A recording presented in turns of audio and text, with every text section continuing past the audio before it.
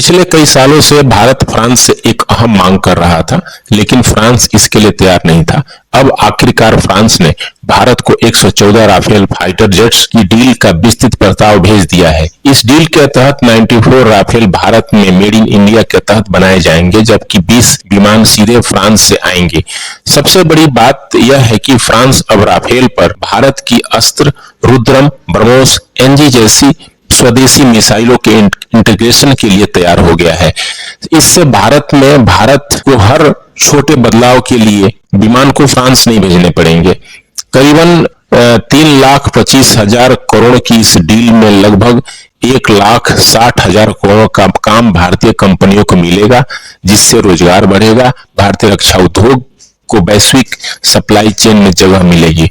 अब बात कर लेते हैं बांग्लादेश की। बांग्लादेश सरकार ने भारत से डीजल सप्लाई की आधिकारिक मांग की है। यह अनुरोध भारत बांग्लादेश फ्रेंडशिप पाइपलाइन के जरिए अतिरिक्त डीजल भेजने के लिए किया गया है। बांग्लादेश इस समय ऊर्जा संकट से जूझ रहा है। बिजली उत्पादन, उद्योग, परिवहन पर इसका बुरा असर पड़ रहा है। ऐसे समय भारत से मदद मांगना दिखता है कि दोनों देशों के रिश्ते में मतभेद होने के बावजूद बांग्लादेश कई महत्वपूर्ण जरूरतों के लिए भारत पर निर्भर करता है।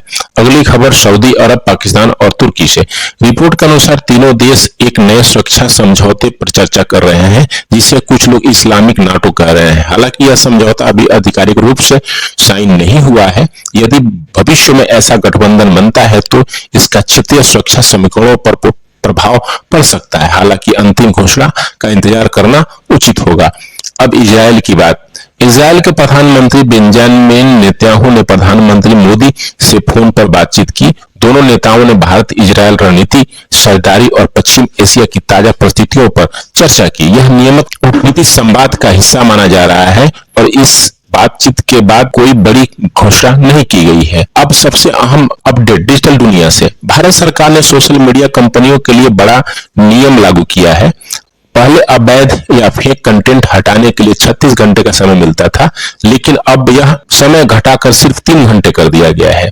इसके अलावा एआई से बने कंटेंट पर स्पष्ट लेबल लगाना भी अनिवार्य होगा, ताकि लोगों को पता रहे या कौन सा कंटेंट एआई से तैयार किया गया है। सरकार का कहना है कि डीप फेक, फर्जी वीडियो, भ्रामक कंटेंट बहुत तेजी से फैलते हैं। यदि कार्रवाई में समय लगे तो नुकसान रोकना मुश्किल हो जाता है। इसलिए यह सोशल मीडिया कंपनियों को पहले से ही कहीं ज्यादा तेजी से कार्रवाई करनी होगी, अन्यथा उन पर कानूनी कार्रवाई और भारी जुर्माना लगाया जा सकता है। आपको क्या लगता है, 36 घंटे की जगह 3 घंटे में कार्रवाई का फैसला सही है या नहीं? अपनी राय कमेंट में जरूर बताएं।